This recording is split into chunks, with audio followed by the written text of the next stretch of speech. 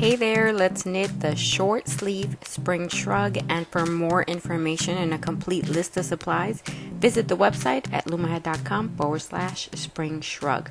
Alright, let's begin with one strand of worsted weight yarn and a 36 peg loom, and I'm going to do a simple knot. You could do a slip knot if that's more comfortable to you, and then take the yarn behind the first peg. You can go to the left or the right.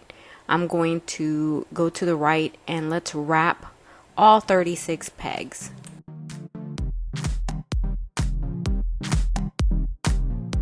By the way, if you stay with me till the end, I'll tell you how to make the shrug bigger.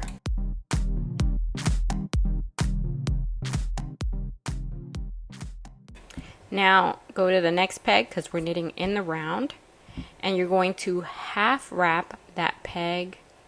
Take your hook and knit off. That's a Uwrap, and we're going to do that for all pegs.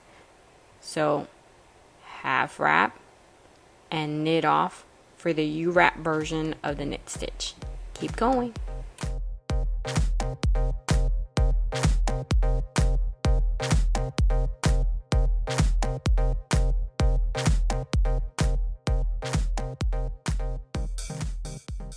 Once you're done knitting off that last peg, you're done with your cast on, and now you're ready for rows 1 through 5, where you're going to do a knit 1 purl 1, also known as a rib stitch. So just like before, we're going to go ahead to the next peg because we're knitting in the round, and half wrap that peg with your hook, knit off. That's your knit 1, and for your purl 1, take that yarn under the existing loop with your hook, scoop up the yarn, create a new loop, take the old one off, put the new one on, and pull. That's your purl 1. Now let's repeat that 2-stitch pattern again. You're going to half wrap the next peg and knit off. Everywhere I have a rubber band, I'm going to be doing a knit stitch. Now take the yarn, place it underneath the existing loop with your hook. You're going to scoop up that one strand of yarn and create a new loop. Here's your new loop, and then you're going to take the old one off the peg, put the new one on, and pull your working yarn. Alright, you're just going to keep repeating this 2-stitch pattern all the way to your last peg. So continue with the knit 1, purl 1 all around the loom for 5 rows in total.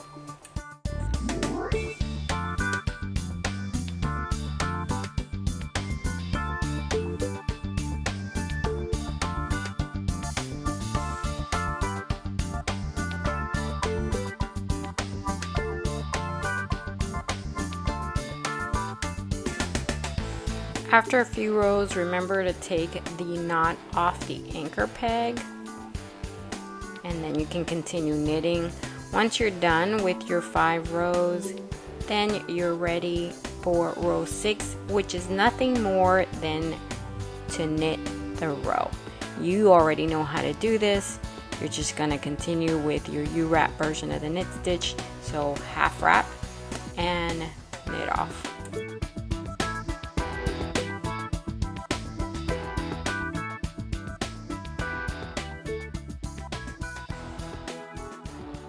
For row 7, things are going to change a bit in that we're going to do the eWrap version of the knit stitch. So to eWrap, you're going to take the working yarn and completely wrap the peg. So you can do a few of them like I'm doing here, and then take your hook and you're going to knit off your pegs. Now you need to do this to all 36 of them. So like I said, you can do a few of them at a time like I'm doing here. You know, I'm doing 5, you can do 3 or 2 or, you know, whatever number you're comfortable with. Wrap those pegs and then go back and knit off. You can even do them one at a time if, you know, you prefer to do that. Personally, well, I like to just wrap all my pegs and then come back and knit off. So that's my preference. You could do whatever you're comfortable with.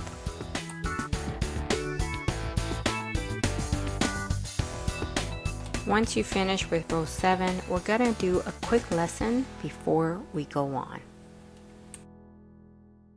There are 3 abbreviations you may not be familiar with, which are the yarn over, knit 2 together, double eWrap. They sound difficult, but I promise they're really easy to do.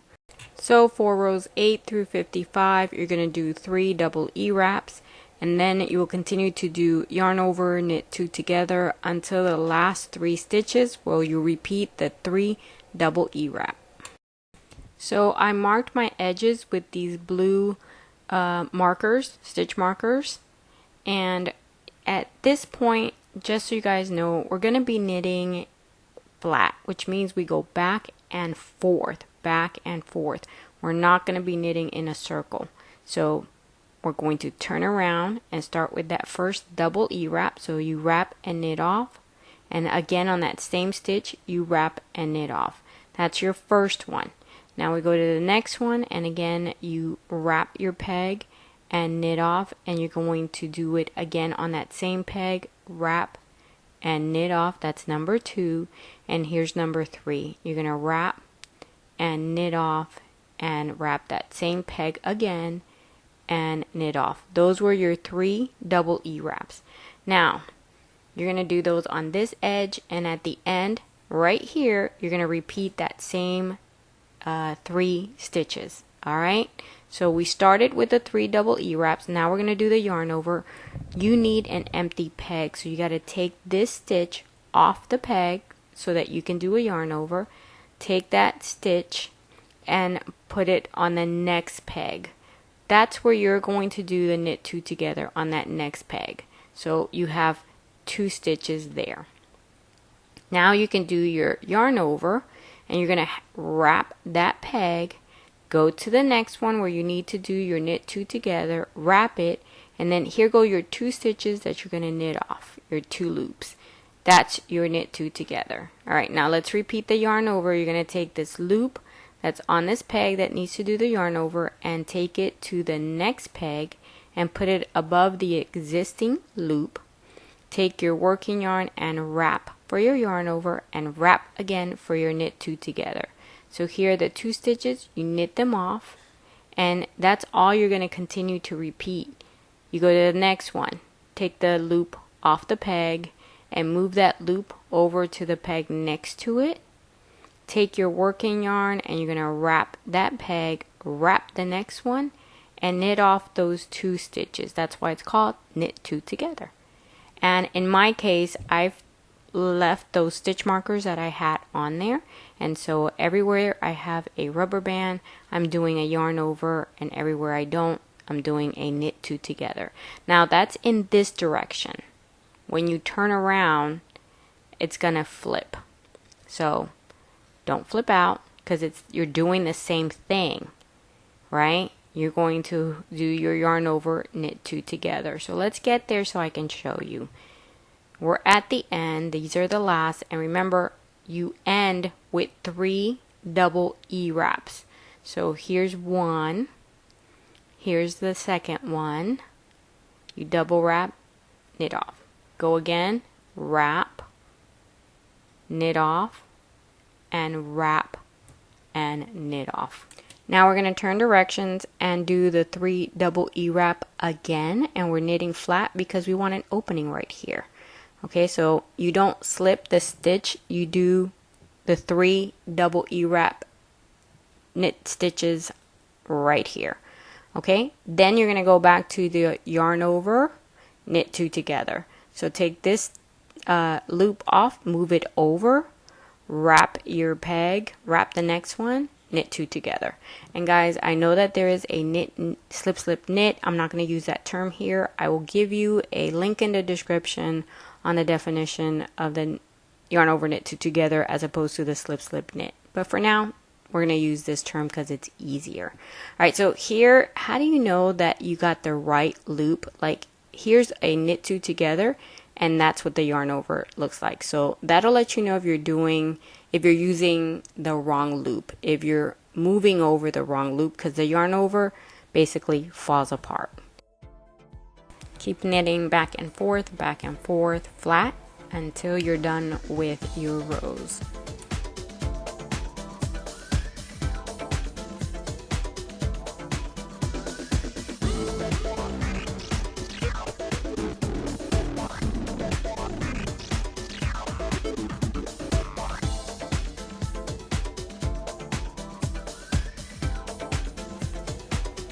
Remember that it's a 3 double eWrap edge and then the 2 stitch repeat, and this is what the fabric will look like.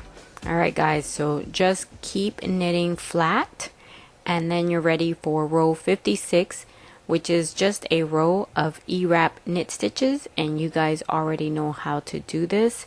You can wrap all of your pegs or some of them and then go back and knit off.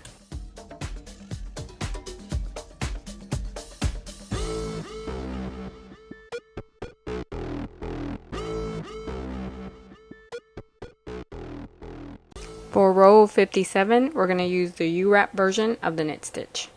So this round, we're going to connect the 2 sides. So bring your strand of yarn over to the next peg and knit off. Once you've done that, you basically connected the 2 sides, which is why you don't have to sew. See? So all you need to do is just keep knitting until you get to the end of the row.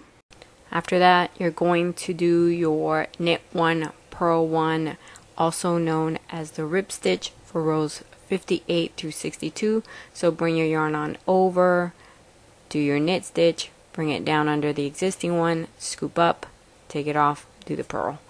And you're going to do this for 5 rows.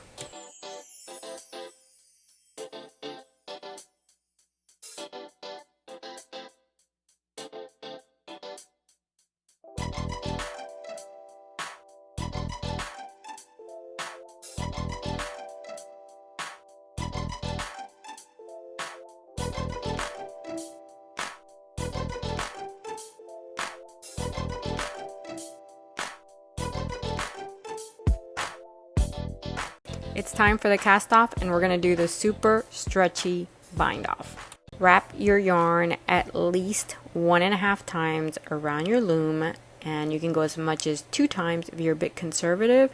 Get your scissors and cut. Alright, now you're going to skip peg 1 right here and go to peg 2. And you could use your hook if you want to. You're going to go from the top or from the bottom to feed the working yarn. I prefer a needle. Let's do it. Skip that first peg right here and take your needle to the second peg and feed the working yarn up. And see how long the tail is? This is why I use a needle, because I can fold it in half. Now tighten the working yarn, and you're going to go back to the one you skipped and feed the working yarn down. And is why sometimes I prefer to just go around the loom 1.5 times instead of twice. And tighten your yarn, and then we're going to do it again. You're going to skip and go to the second one with your needle or pick, feed the working yarn up that loop, go back to the one that you skipped and feed your working yarn down. Your yarn is on the top, and that's kind of like a cheat sheet that you should be feeding the yarn from the top down. Now you see how your yarn ends up on the bottom? That's an indicator that you're going to feed from the bottom up. Alright, now here you're going to remove the last peg, and that's where things change. After you did that first one, now you're going to skip and go to the second one, and just like you removed the stitch last time, you're going to remove a stitch this time. That's going to help you keep the stitch tight. Alright, so you fed up and you tighten, and now you're going to feed down. And once you feed down, you're going to tighten again. And this is the stitch that you're going to remove, which was the last one. And again, you're doing this because that's going to help you tighten. See, when I remove, I tighten. I pull on the drawstring, and that tightens it up, and then I repeat it. I skip the first one, go to the second, feed the working yarn up, tighten my working yarn, right? And you see that it's on the top, so I'm feeding from the top down. Again, that's kind of like an indicator of what you're gonna do next. See, now your yarn is down, so when you feed again, you're gonna go from down up. And remove that last loop, tighten, and now you're gonna do the same thing. You're gonna skip, go up, come down, remove, skip, go up, come down, remove. Always keeping the yarn tight. That is essential to the look of the fabric, otherwise it's not gonna look really nice. It's gonna look, you know, flimsy. But see how it looks nice and tight, but it stretches? That's because it's a stretchy bind off. All right, keep going all the way around the loom. And now once you get to the last three, you see here, you're gonna do the same thing. You're skipping, going back, you're gonna remove, and then again you're here. That was peg 1 that you're going to feed through again. Go back, feed down, and now to finish, you're actually going to feed up again. So peg 1 gets worked several times, and that's just to secure your yarn. All right, you're done with the bind off, and see how nice and clean it looks and stretchy. I love this bind off. It is awesome. All right, now it's time to weave in the ends. So I'm going to weave that leftover yarn up, well, down, which is what I normally do. And then just to secure things, personally, I like to then take it in the opposite direction. That way, if I put something in the washer or whatever, and you know, this just secures the yarn that I'm not going to lose it. Now, you don't really need to make a knot, but if you want to, this is how I do my knots right here.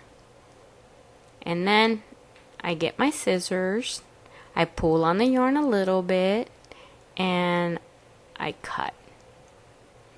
All right, that's a little more than I wanted, so I go back and I cut a little more. And now see, it disappears, it's gone, and my edge looks really good. It's stretchy, and I'm really happy with it.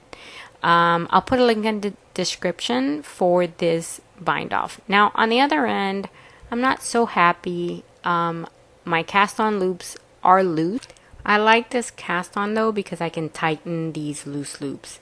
So I look for my cast on stitch and I get the opposite one, the one next to it, and I start to pull on that one. And as I pull, it shows me where the next one is for me to pull, and it can get a little tricky, so you got to play with it for a little bit. But eventually you will find where to pull from. Like I said, you pull one and it shows you where the next part is for you to pull. I do have a video for this technique specifically, and I'll put a link in the description. Your other option is just to try different cast on or test this with a small piece of fabric until you get it. I will tell you that this is one of my favorite techniques and I use it on almost all my projects. You can also try a yarn over or a double eWrap cast on, and you might get loops that are a little loose but not this loose.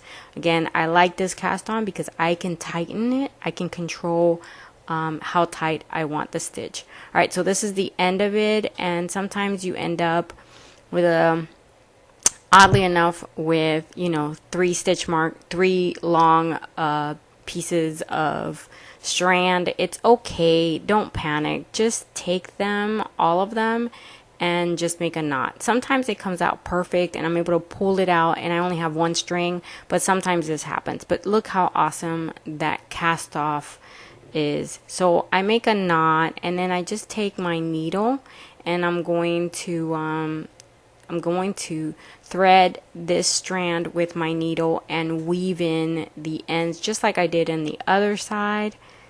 And the same thing I did with this one loose one that's here. I'm going to do the same thing with the other two that I end up with that are together. I'm not going to panic about it. I'm just going to weave it in, and you will see the awesome effect of doing this technique of tightening the cast on. You just can't beat it when you're using a large gauge loom.